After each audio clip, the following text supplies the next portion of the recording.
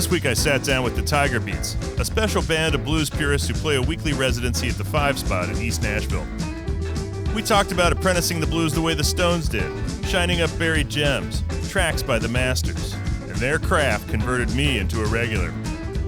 I'm Ric Stewart, a community radio DJ since 1986 and award-winning filmmaker, moving to podcasting to deepen insights into the roots music we all love. And this is episode 1 of Soul Country. Tales from the intersection of Americana and R&B. Listen in as we revitalize our cultural roots in westerns, blues, vaudeville, and variety. And now, a word from our sponsor. Ace Production produces Soul Country for the Blues Center. Ace offers consulting and video production, YouTube channels, digital strategy, and team building for companies large and small. To ace your production, access acedust.com. Tiger Beats vocalist Pat Sweany and 19-year-old guitar phenom Mckinley James are caught in a special crossfire edition of Soul Country, where guests get a chance to interview each other. And here's how it all turned out. Since there's a large age gap between you two as players, how did you ever come to be in a band together? Actually, Mickey's father, Jason Smay, who plays drums for Mickey, he was while he was drummer in Low Straight Jackets, I opened a run at dates with them. We had the same booking agent, Hope, and just sort of became friends and kind of, saw each other and other around, because I really admired the Straight Jackets, and Jason was a younger cat, and like we would see him warm up with like playing jazz tunes while they were waiting to sound check and stuff, and I was like, oh man, that's bad. But then he would shuffle. So when I saw him play with J.D. McPherson, he played his first gig at a hair salon when I said Jason was playing drums for him. Like, oh man, that's Can you nail it at a hair salon? Yeah, they killed it. It was him. It was just J.D. as a trio, and man, so it was. And Jason had mentioned that they're probably moving here, so I immediately, because I'd been trying to put this band, the Tiger Beats, together, the band that Mickey and I have together, for a long time in Nashville, and but Nashville's full of great musicians, but it's not full of great blues musicians, like guys who just play blues and know that catalog in and out, but just they don't play other kinds of music, which is kind of a tradition I came up in, when I was learning, playing in Northeast Ohio and being able to go to bars, sit in with bands, sub for guys in bands, playing blues, and then doing that on my own, at least the blues music that I'm interested in. And I think a lot of that just got pushed to the side, and which is really, I think, it led, I think, to the decline in singers, where it became this sort of acrobatic contest, or sort of, and again, it's a thing. It's like, the era of the big rock guitar solo, and things like that. And that was, when you're talking when also, that happened, I really think like that, I love Buddy Guy and I love Jimi Hendrix, but when Buddy Guy started playing a little more like approaching it more like Jimi Hendrix, sure, than I think that was a real sort of, that was the kind of the bellwether of just like, hey, this is, people are viewing this in a different way. Now, mind you, playing old time kind of T-Bone Walker guitar ain't going to get you no gigs either, because everybody, that's just a fashionable thing, that type of playing, at least for the, your average person who goes out to see entertainment, it's going to be, and even, the dawn of rock and roll kind of, it kept getting bigger. So it influenced more things, and it influenced other kinds of music. So that, I think, we sort of lost a little way. So guys are really learning to play blues from a rock perspective.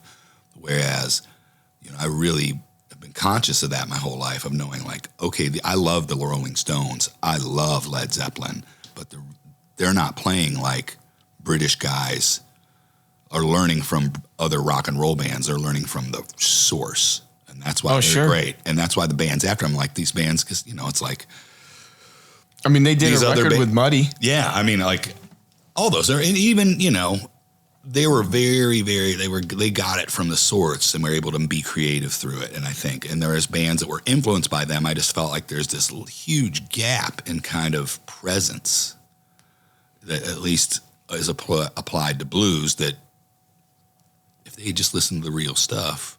So by age 18, obviously you had become a blues aficionado, but tell me more about growing up and the music that was around in the house in your early days. Sure. Well, my dad was always, playing records in the house, and everything from rock and roll, soul, early R&B, blues stuff. And it just always, that music always, and and I like rock music, the 80s rock and all that stuff.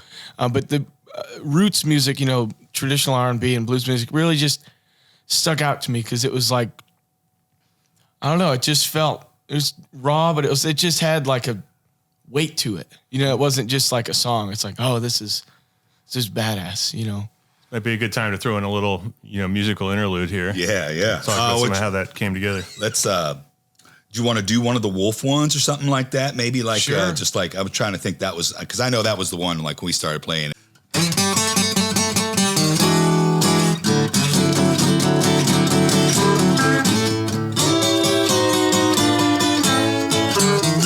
Some folks are built like this, some folks are built like that. Well, now the way I'm built, well, don't you call me fat. I'm built for comfort,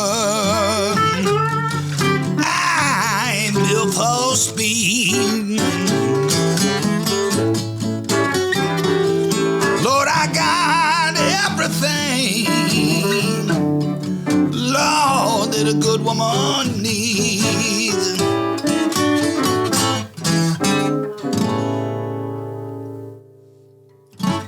So I noticed the Howlin' Wolf sound is pretty core to your approach. Oh, it's such a huge influence on me, and a lot of it. I mean, before I could really learn to, decide to sing more like Wolf, and really because that was a long time. I didn't used to do a lot of Wolf. It took some aging into it, and but the energy. And really that interplay between him and Hubert Sumlin, his guitar player, which is just something I just admired so much of that chemistry and, how Hubert would react to the Wolf's vocal very similar way. I think that Mickey reacts to the vocal and that dynamic, and that's something that just isn't, you just cannot learn that by somebody teaching you. You've got to be able to hear it and hear it your own self on those records. Sure. Or on the gig, Yeah. It's that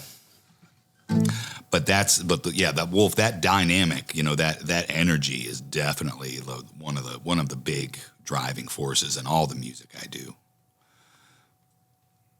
I often look at Wolf as kind of like a sort of a gold standard on a vocal style. Truly is, and his phrasing too. That's the thing. It was like that. That sound is something, but his phrasing and the way he hits things. He had good phrasing. Oh yeah. And it's, he was a really good harmonica player too. When you think of not a flashy or anything like that, but his pocket is so great, on the few that he does, at least, which I really like Sonny Boy Williamson, the number 2, the one that was that went to Europe and things like that. And I see a lot of similarities in that, the way that generation carried themselves and really threw their whole self into it. Like that was another thing of like, there's no, having fun, like, I'm going to play a couple blues tunes and just to have fun. Like these guys what they were doing was everything they had, and they were giving it everything they got, completely in the moment, completely committed. What advice would you have for a young musician trying to succeed in a career in music today? Have rich parents. That is the jaded Nashville perspective. But rich parents. Yeah, have rich parents. Nice. So,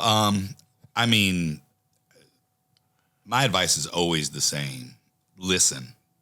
Do more listening than playing, or listening than talking. And that means with your instrument, and that means with your mouth. It's like a lesson for life, right? There. Like there. It's always, if you're open to it, if you open up to it, you'll get something out of it. And again, throwing all of yourself. Don't ever, when you get up and you put your instrument in your hand, or you get up to sing, you absolutely, every single time, be in the moment and performing. That is something. I mean, you'll never regret it, and you'll always perform the best, which is what you want to do. And people can tell when you're just. Everyone can't lie to an audience. They know immediately. Yeah. If you're not there, they ain't there either. And that was something that I really admire about Mickey a lot, is that none of that had to be explained to him when we started playing, especially playing this, little weird, little kind of awesome little beer joint, every Monday, like the place was funky, man. Yeah. Had some. It definitely had a vibe. Yeah. Funky, and he was just and it wasn't, and sometimes we'd play and there wouldn't be anyone there, but for whole sets. Yeah. Like whole sets. But we just you put yourself into it and you realize it's, the music sounds so good and you get so much from it that it's always worth it. You'll always feel good, like exercise, I guess. It's hard it's hard getting started, but once you do it, you never regret it. But sure. But yeah. All right, let me throw this one over to Mickey. Would you say blues holds a central place in your musical world? I would say so. And even outside of the Tiger Beats with my original band, we still do blues stuff. It's original music and stuff like that, soul, rock and roll stuff, but it's still will always be in my playing, no matter like what I do, even if it's not like a blues based thing that I'm playing on or doing something, it'll always be with me per se. Yeah. Once you bring it in and you master it, you're going to be employing it. Right? That is something I really, again, another thing I admire so much about Mickey, because it is that thing, he's, that keeping that brevity and phrasing and, never wasting a word. That's what I like about authors. That's what I like about, musicians, of every single syllable counts, every word. So, Mickey, what makes a great show great for you? I don't know. There's a lot of things that go into makes a great show. Well, if everybody in the crowd and the band really even if the crowd isn't really liking it, it could still be a great show. Yeah. Knowing that everybody on the stage is there on the same page and everybody just is killing it and everybody's making, we're looking at each other, we're laughing, sharing laughs, just really into it. Even when the crowd could be totally ignoring you. So, Pat, a little bit on the backstory here. You play a lot of New Orleans material, and I often ask this question, but New Orleans is rumored to be the home of the blues, and it's in a bunch of songs that way. How do you see it? I mean, I think New Orleans is sort of like it's one of our most influential American islands. It's funny of how, it really... The music is definitely there's a real tradition there, and the way that it sort of came in together with rock and roll, and it came into there. It's telling places that are home of the blues. I mean, I'm not so sure that there is one. I think any place that you had,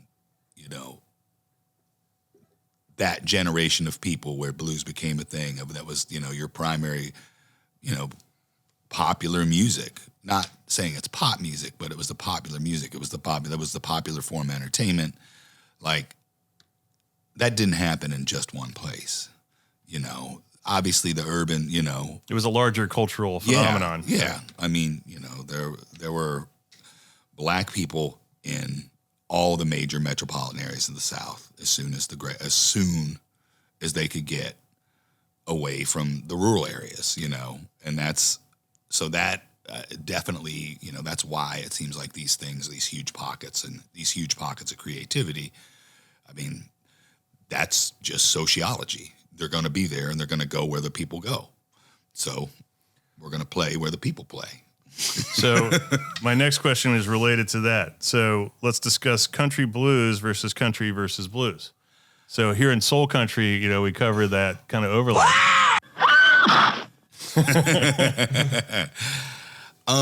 I mean, you can go a lot of different ways about this. I mean, you could say there was a lot more lines drawn between like white and black music after they figured out we could sell records. We could record music and sell it. So that's a pretty modern phenomenon. As far as like what is blues, what is country, what is soul, that's tricky. I mean, there's definitely country music, and I'm sort of along the lines with Tyler Mahan Co. that it's always been pop music. It's outside of like your fiddle tunes and things like that. So it's always this, you're trying to execute at the height of the technology.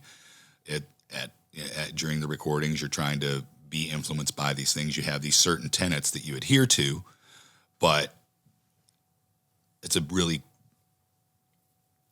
I guess you can't say, a very, very stable type genre of thing of like what is and what isn't. You can definitely tell.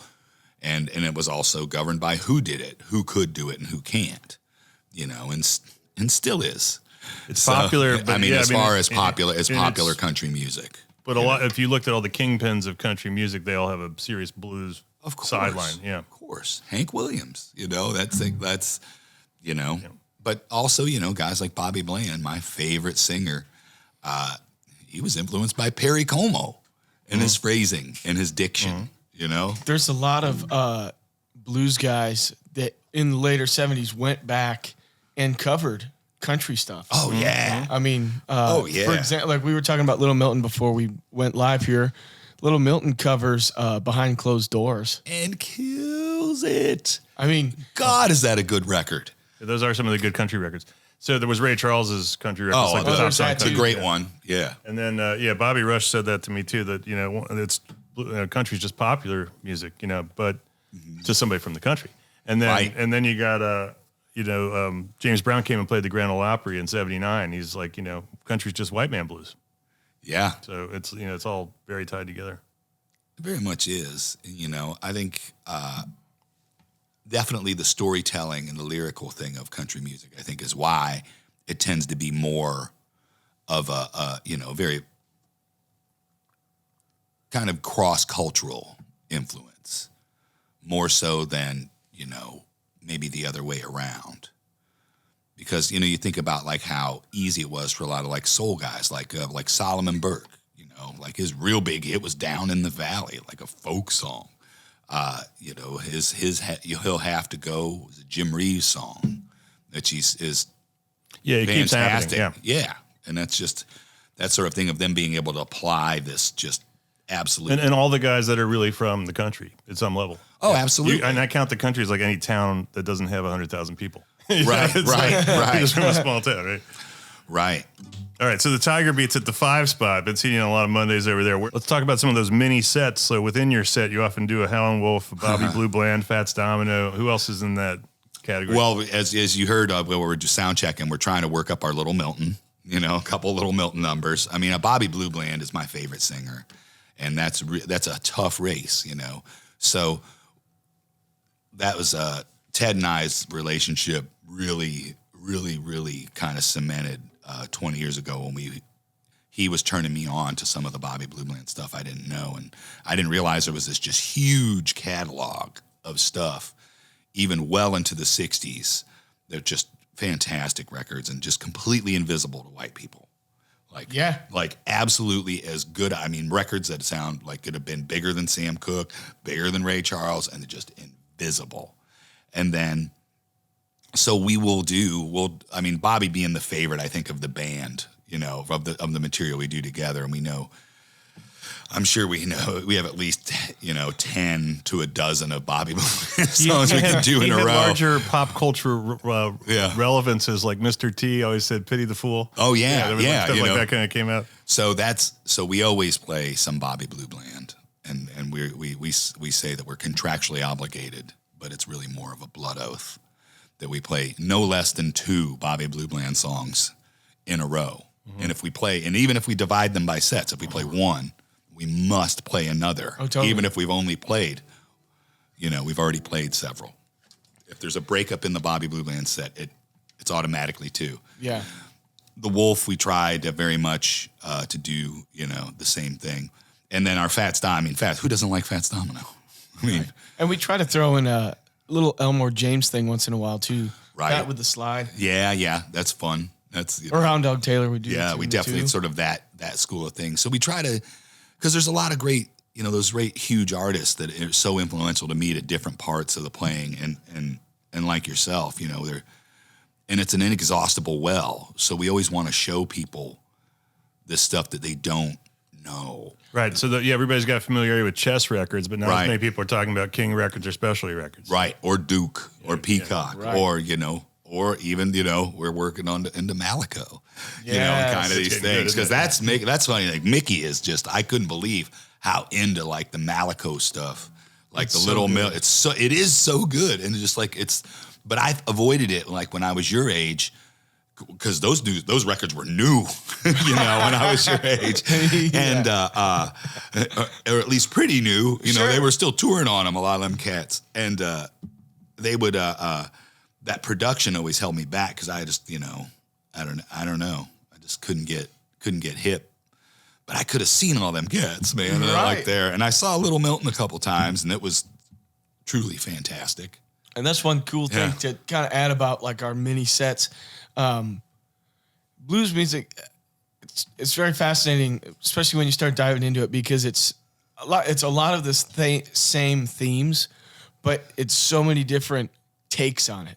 You go to like, just in Chicago alone, you got like Muddy Waters, but then you could go see Magic Sam or Jimmy Rogers or something, and they could be even covering their each other's songs, but it's so different.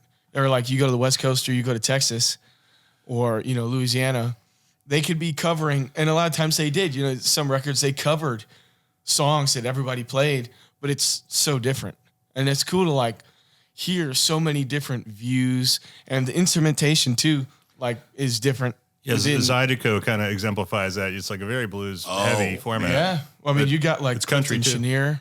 Yeah, Mickey does a great version of a Clifton Chenier tune. He's just doing jump blues with, accordions. Accordion. Yeah.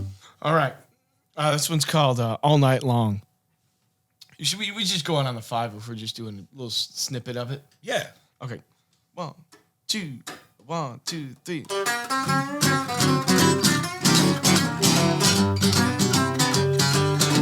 I wanna hold you, baby, all night long. I wanna love you, baby, all night long. I wanna squeeze you, baby, all night long. Let me please you, baby, all night long. Let me love you, baby, one time before I go. Let me love you, all night long. Let me hold you, baby, all night long. I wanna please you, all night long. Let me squeeze you, baby, all night long. Let me love you, baby, like my old time used to be. My bad. Oh, I'm sorry. I didn't. It's just cool to see so many takes, like we were talking about. And if you're not really into the blues, or you're not into it, you're like not super familiar with it, and you come, the 5 spot, or there's plenty of other bands, doing it around the U.S., but like in the mini sets we do, like you may not like Howlin' Wolf or whatever, but that's not what you're going to hear all night, so you could find something that you like.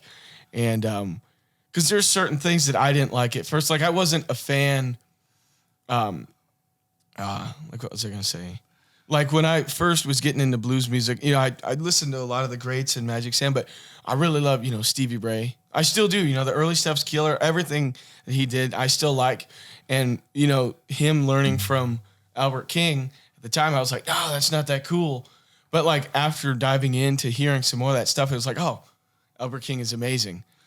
Well, yeah, and that's one thing that I do like about those mini sets is you're not just going to hear, all right, we're doing Junior Wells all night. It's like you hear different stuff, and we all do different takes on different people too. So even like in the, like Bobby's section, he does songs and I do a few, and we do them, like the vocally and playing is different on each. So, it's just cool to see that we're doing different stuff, because honestly, like if I hear a certain thing of blues all night, I kind of get bored myself. Yeah, like if it's one thing all night long, and I love blues, and it gets stagnant pretty quick. People can get it really stagnant really quick. Speaking of that in a career kind of sense, I mean, you're young, you're really establishing a lot of the blues chops.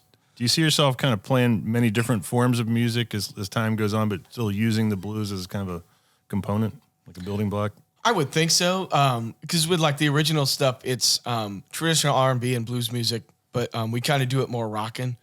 And, you know, sometimes we'll throw in, like on encores, we'll throw in stuff that we like, and we'll do a country soul tune or, you know, something totally left field, but we'll still do it in, you know, like where we all came from, you know, everybody in the band, like blues stuff. So I think so in everything we do or that we try to do, even if it's not like blues related, it'll still always be that will always be in the realm of what we try to do.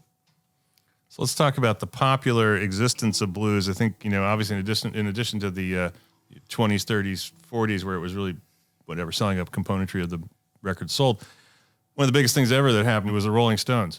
So I remember we talked about the Stones show in October. What were your thoughts on seeing them at this point?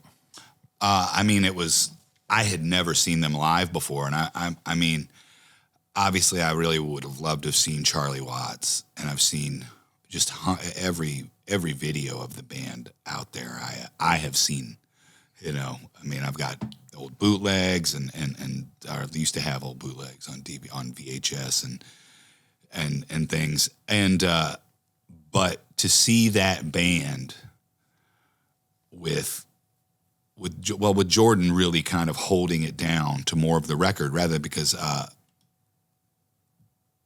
I loved seeing how, as they aged together and how their chemistry sort of, if Keith would break a little time, Charlie wouldn't leave him hanging. He'd drop a beat or cut a beat to get Keith back in, and but would also kind of remain it. So that relationship between him and Keith, I thought was just so fascinating. And you know, people disregard just the rhythmic quality of Mick Jagger's singing and how it is so locked into the pocket and it is so tuned to the dance floor. I like to think of everybody in that band as in the rhythm section. Without a doubt.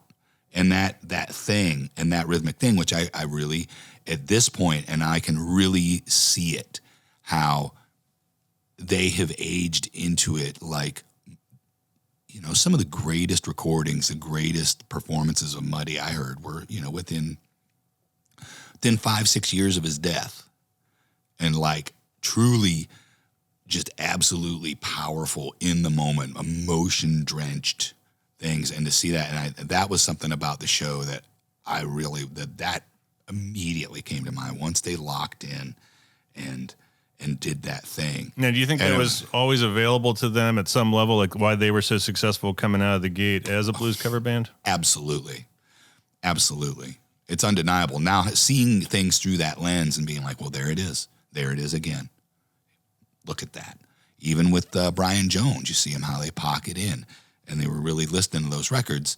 But they were also, you know, they were kids playing in rock and roll. They're like, you know, we had some edge to them. Yeah, we on purpose. Like, we do not like this other shit. We are going to give you what we like and the way they threw themselves into it is why they're respected. What about the other parts of like the British rock that really tapped blues pretty hard? They were pretty effective. They were more interested in it than most of the American bands. Oh, absolutely. I mean, you know, that was the segregation in the United States. You know, if it hadn't been for that foreign, you know, like I said, like people getting hit, like those, we wouldn't know about it. Like Tiger Beats wouldn't exist. Well, we wouldn't be the artists we were, because but it just happened to be that when America kind of came up with rock and roll, we forgot everything before it. When rock and roll hit Britain, they wanted to know how it was built. So they got blues records And that's why, not to interrupt here, that's No, why that's- even like the early rock and roll stars like Gene Vincent or Mickey Baker, they moved overseas when everybody forgot about the blues and rock and roll stuff because they could still have a career. Yeah. They went overseas because they were still like gods to people. And it was, they had that same relationship with country. I mean, it was those two ingredients getting together in a way. Oh, the absolutely. Beatles were giant, country, acolytes, and Liverpool's still considered the country music capital of England. Yeah. Oh, I believe my mom grew up in Liverpool. Is that right? Yeah. Okay. Yeah. That's so that was about that. Yeah. Like, I mean, my mom didn't really like country music, but she goes, oh, I've always heard that growing up. I'm like, you heard Ernest Tubb? You know, something like, Ray, what? Like, Ray Davies referred to as the harder country. the harder. That was the stuff that was good. Yeah. All right, so let's talk a little bit before we get to the Crossfire segment. Comedy and music, do they belong together? I know she weld a lot together in the show. Oh man, I'm an entertainer first and foremost, and I think I really admired people that are funny and entertainers that can kind of give you a little release on that in between before you're about to open up the emotional floodgates. So, and I enjoy that. But I mean, just as far as a conversationalist, I just, I always liked being, just being funny, Does it come from the same part of your brain? Is it like improvisation? Oh, absolutely. Yeah. Absolutely. That of, well, just also just, I think a lot of it too is a structure of just not being ignored, of being a performer and not being ignored, not giving someone an opportunity to ignore me. It's a sign of intelligence too. It's like I don't know if that's true, but I'm going to believe it. right. I'm going to tell other people too. So is a high forehead. Yeah. So, all right. So now we're going to debut Soul Country Crossfire segment with our guest question. Okay, I get the question. If you could see one, who's the blue, just an artist, who's the artist you would most like to have seen live that you didn't get to see live? I would probably say, can I name two people? Oh, absolutely. Okay. I would either say Magic Sam. Yeah, gosh, yeah. In the 50s or 60s. I'm changing my answer to Magic Sam. Or, and not either, or Hollywood Fats. Wow. Tell us more about Hollywood Fats. Yeah, man. Let's talk, because I actually don't know a lot about Hollywood Fats. I came to him kind of So he's actually, it's a pretty crazy story. So early on, he, Southern California guy, and he, or mainly, and he actually was in the Muddy Waters band pre-Bob Morgullen. Huh, no kidding. Yeah, he was 18. Now he wasn't there for a long, but he was there before Bob. Wow. And just really killer player, and his phrasing is also great. And he's more on the jump blues side as opposed to the West Side Soul, Chicago stuff. But I just really love his tone. That's kind of why I have the amp that I do now, so I could just crank the reverb a little more. And he just played with a lot of people. I think he played with John Lee Hooker, not for big stints of time, but he just did tours with a bunch of people through the years. He didn't live long. I think he passed away in his early 30s. It was December of 85. There's so many people I could name. Paul Butterfield in the early days. Yeah. Little Milton, of course. Yeah. He's probably one of my favorite soul blues guys. Buster Benton. I don't know Buster Benton. He was in Willie Dixon's band. Oh, right on. Later, but he actually put out a couple soul 45s in the late 60s. Oh, cool. Then was kind of one of the guys that kind of pioneered that soul blues disco thing in the late 70s. Cool. Where it was still blues driven, but the production was very dry and that kind of disco beat, but it was still blues stuff. And I think he passed away in the early mid 90s. But he also played a good friend of mine, Mr. Joe Beard, which I've shared the stage with many times. Love Joe Beard. And he's actually kind of like the icon blues guy of where I'm from, upstate New York, in Rochester. And he's played with so many people. And I played with him and been friends with him. But Buster Benton, there's this one record called First Time in Europe. And Joe Beard's playing second guitar. Oh, nice. And it's just, I mean, there's so many people that I wish I could have seen. Yeah. But man, the Hollywood Fast one, that's cool. I mean, I think that's not one that people usually would do, but so influenced. Let's see. What style or what specific style of blues do you normally pull from? My favorite style to draw from is the guys that were born in the late teens, like that generation of guys like Lightning Hopkins, Lowell, Folsom, Muddy Waters, even to a degree, like Guitar Slim, he Sure. was like there. He was, I guess he might've been born, maybe just a hair later than that. But of those guys, like who first got to go electric, but maybe didn't start as electric guitar Sure. players, but as soon as they had the chance, they did. That era stuff is always, especially from a playing standpoint, because I grew up playing acoustic guitar and I play with a thumb pick and metal finger picks, and so that's a similar thing. Maybe it was because it was approachable, but I was also, I was into those old time stuff, and then on some of these comps, you'd hear, oh, these guys are going electric, and Sure. and so those tones, but those sort of hollow body tones. Oh, Elmore James, of course, sure. of those Elmore James records. That was just so that stuff of that era. I really think that late 40s to early 50s thing is where I really kind of draw the most water from. That's cool. So it sounds like both of you guys have kind of also a jump blues kind of angle a little bit. Oh, absolutely. That was also another kind of the main ingredients that led to rock and roll, because they'd almost gotten all the pieces right in the same place. Well, all of it swung right up until Chuck Berry. Yeah. That swing feel, like that was always something. If you were playing something, it was going to swing. You guys playing Louis Jordan? Oh, man. We haven't worked up together. I used to, like Caledonia, used to play that in the Sure. band all the time. I mean, that one's like there. Like, I love Louis Jordan. I love that. There's a Ray Charles record called The Genius of Ray Charles, where he does a Louis Jordan cover of Don't Let the Sun Catch You Crying. And, Let the Good Times Rolls on that, too. Another Louis Jordan. I love that song. Don't let the sun catch you crying. That's an awesome let the sun name. catch you crying. I've never heard that. That's cool. Man. Yeah, I'll send you a link. But that's that may be one of my favorite Ray Charles vocals on that. Oh, wow. Oh, it's insane. But Louis Jordan, I like him. I like that era. He's a real precursor to Chuck Berry with that whole style, right? The personality. Absolutely. And then, and huge star, hugely influential. I mean, he influenced Muddy Waters, Wow, I didn't know that. Oh, yeah. All that stuff.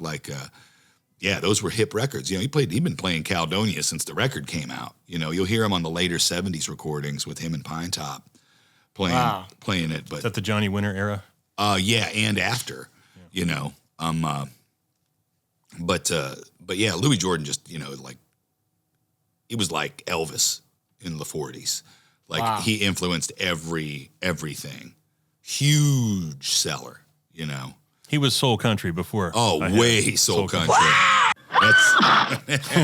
Yeah, he was Arkansas. Ain't nobody here but us chickens. Yeah, that was the beginning of this genre, I think. Yeah. And Robert Lockwood, was very, very, very special to me, and I would see him a lot, and I knew about I was very much into Robert Johnson, but I also saw. We could do a whole show about Robert, but I also saw how he got a reputation as being kind of grumpy because people asked him about Robert Johnson all the time, when no one ever thought to ask, what if I asked you every day about your best friend getting murdered when you were 16 years old?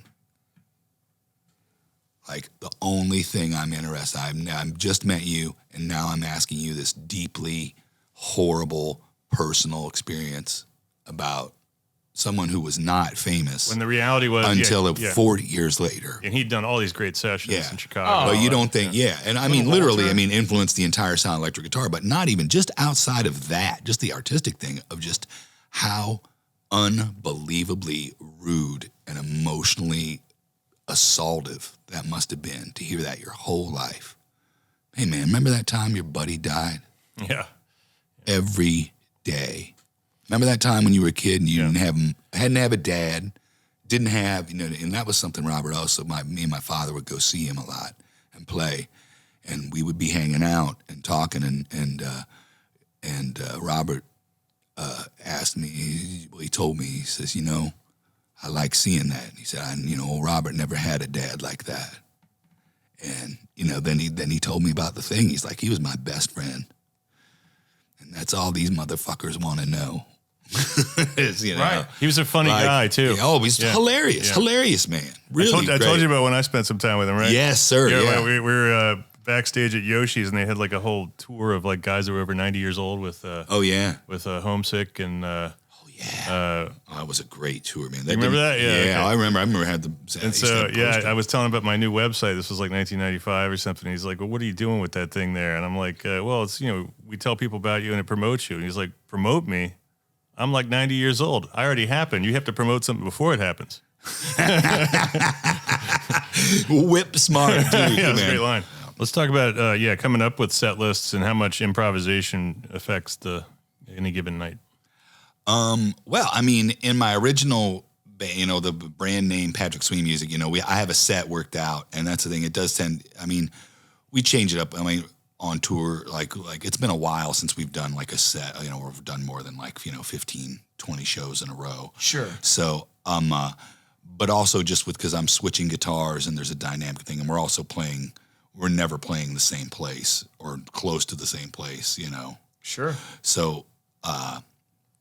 So that's something, but for me, it's always about the pacing.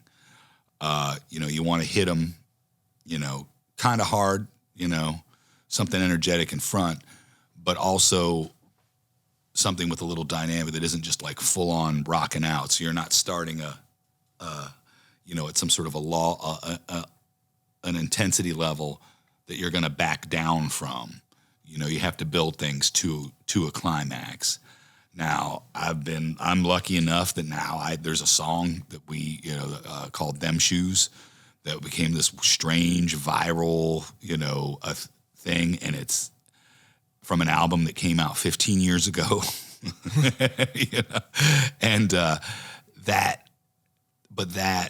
we know it's got to be there. And that's the song that everyone is there. That's the reason most of the people know us is from that song. That's the reason there. So we can't play it any earlier in the set because that's got to be a bunch of people. Oh, it's the best, man. It's the best. An amazing feeling. It is such a cool feeling. I've seen artists play the same song twice. In the set. One of them was Nirvana when they were like still newbies. Oh wow! And the other one was Julian Lennon. He did Velat twice because it was like people wanted to hear it again. Yeah, awesome. Yeah, That's hilarious. So which Nirvana song do you it was when they was the earliest days. They were touring the West Coast, and I was a DJ at Calix in Berkeley, and they came down and on a package tour of Sub Pop, and they had their only thing they had out was their first single, Love Buzz. Oh, they did the cover of Love Buzz. They played it twice. Yeah. Oh, that's awesome. Yeah. So that would have been Bleach. It was before that. Yeah, Bleach came out like a year and a half later. Oh wow! This is like early. Oh, just the Sub Pop single. Yeah, this is like early. Wow. They didn't have very many songs. I guess it was like you said, they didn't work them all up. So like, well, we got this one that works. We'll play it again for the encore. Let's talk about. We just talked a little bit about releases, but like we'll talk about what are we going to hit? Yeah, so what are we going to hit with first? And I really try to make sure it's a different song because again, it's a Monday, it's a residency, it's every week. Yeah. So I feel it's important to keep it changed up. But then when we get done with the first set. While the energy's up, I try to ask the guys what the first three are going to be. We try to talk about that before we walk off. Sure. Just so we can keep the energy level up. There. Yeah. Especially doing two sets. Yeah, which I love. Yeah, A real blues gig should be 2 sets, a real blues gig. Now, rock and roll gig, no, man. And what's the track you play as you're kind of getting off stage? At the end of the first set, is that one? We just do that kind of that kind of Texas box. That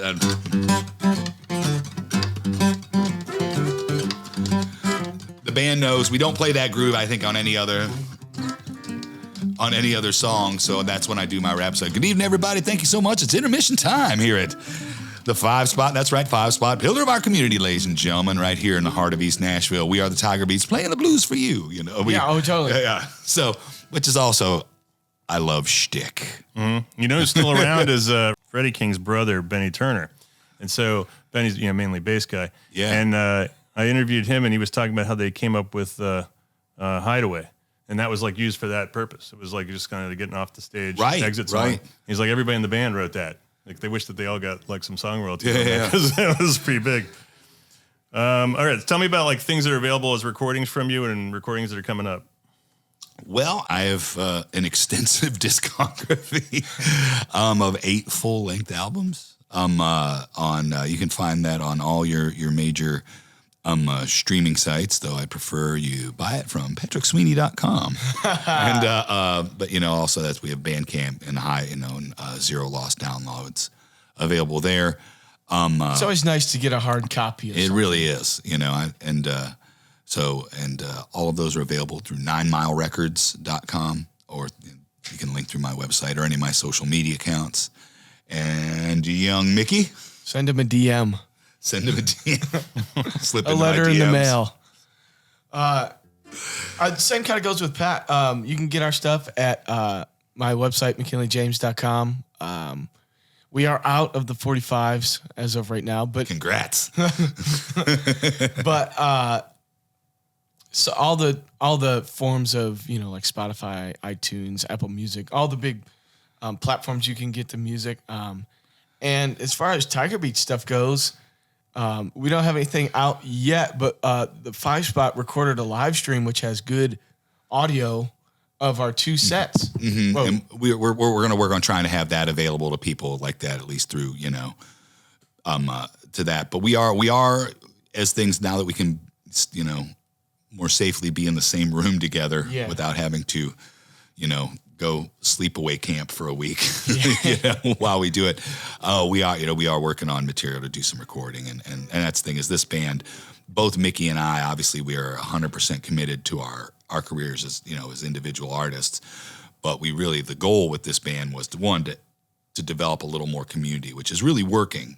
In Nashville, really the audience is growing over there at the 5 Spot. It really has, but also that we're getting to know other people. Like Mickey's introduced me to some young players that I didn't know that are very much into that. I mean, like Andrew White, I think is just wonderfully talented kid. I know Austin John, who is your Hammond organ player and plays organ. That's when you see Mickey, it's guitar, organ, and drums, the true organ trio with Austin John playing the bass pedals. But Austin, like top 3 favorite guitar player in town. Like for me, like to see him be like equally as good, where I never saw him play keyboards before, except when I did that gig, when I first came to first see you guys, like and guys like that, where there is, where I think a lot of sort of the generation kind of between us, between Mickey and I, blues. There's a whole generation there that just blues is never going to be cool. All it is cargo shorts and assholes with bad tone playing solos, and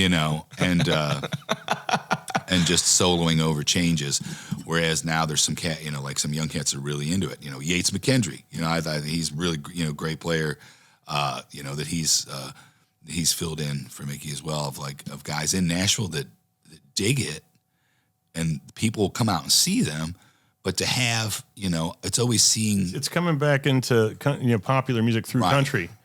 Chris Stapleton and people really are kind of blues based. Even Margot Price and Margot's a good buddy. Yeah, there is a kind of componentry that's returning There's a shelved album where I'm the guitar player, a Margot album. All right. That's cool. Yeah, it's a great record. I don't think it's ever going to come out, but it's kind of a funny. It's kind of a funny joke, but it's kind of a bummer at the same time. So like we not the Margot, the thing I'm going to say now, not the Margot Price record. Oh no, the is like pre-COVID. I used to play in like a band with Austin and Pops at Drifters Barbecue on Wednesdays. We played the 5-spot or Betty's, and there was like a few handful of, people doing traditional blues music outside of like our original stuff. But everybody was in everybody's band. Yeah. Like it was just us, just like 5 guys, but everyone was in the other band because they just weren't, you didn't know the cats. Yeah. We call that a collective. Yeah, very much so. So, but now it's getting to the point where like I can call cats and to be like, they're like, oh, because we've established this sort of, I hate to use the term brand, but they're like, okay, this doesn't have any rock in it. Bass player is swinging all the time, always keeping time, like rather than, that kind of thing. So that's really been, to sort of see our community build. I've seen that happen after COVID. Yeah. Like right after COVID, it like really started. The 5-spot thing's really kind of taken off. Yeah. We've got some other guys, like when you guys were on the road, like guys like RJ, great shuffle drummer. Yeah. Then we're getting guys like Brian Owings, who's Emmylou Harris's drummer and, was Tony Joe White's drummer for 25 years, stuff like that. Like he's our second. We had Tony Joe in my movie. Oh, right. Blues Rock Hits Soul Country. Remember? Oh, wow. Okay. Well, that's, man, he's my idol. Oh, dude, you could, encyclopedias could be written about him, where his place in the culture is. But that kind of thing of like guys were like, man, they really get it now. And like before it wasn't just like, oh yeah, I know some blues. I'm just sort of rocking through them. We're like, whereas things are very, very dynamic and again, everyone is listening, reacting to the other rather than just playing the thing they know. All right. Well, before we wrap it up, gotcha. any remaining unanswered questions, Crossfire? Any questions from me? Man, well, I mean, geez, you sprung the questions on. I was all sort of got worried. Well, like, what the heck am I going to talk to Mickey about? Because I talk to Mickey about stuff all the time. Any questions left on your list? Okay, yeah. He's very prepared.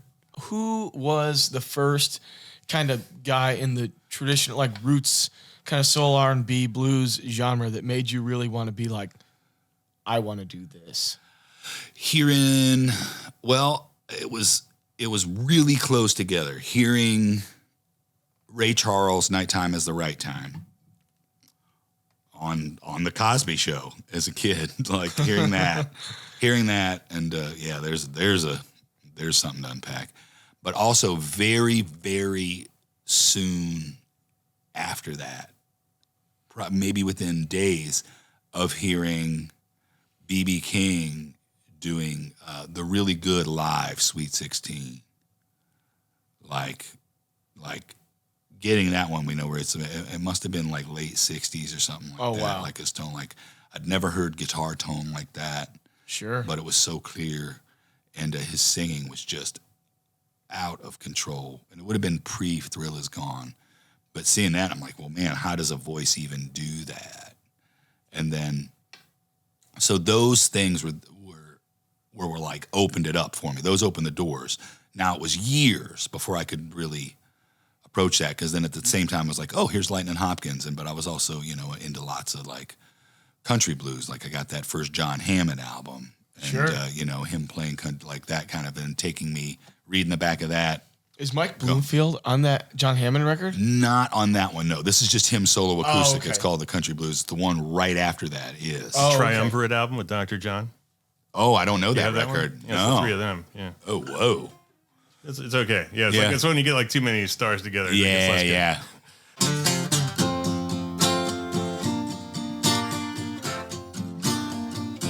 Thank you for listening to this special Crossfire presentation of Soul Country. With special guests, Tiger Beats, Patrick Sweany, and Mckinley James, brought to you by Ace Production in the association with the Blues Center. And special thanks to Reed Mathis for our opening track, We Ride. Thanks, gentlemen. Any parting words? Thank you so much. That was super fun. Tune in again to Soul Country for more insight into the music, culture, and lore of roots music at soulcountry.com.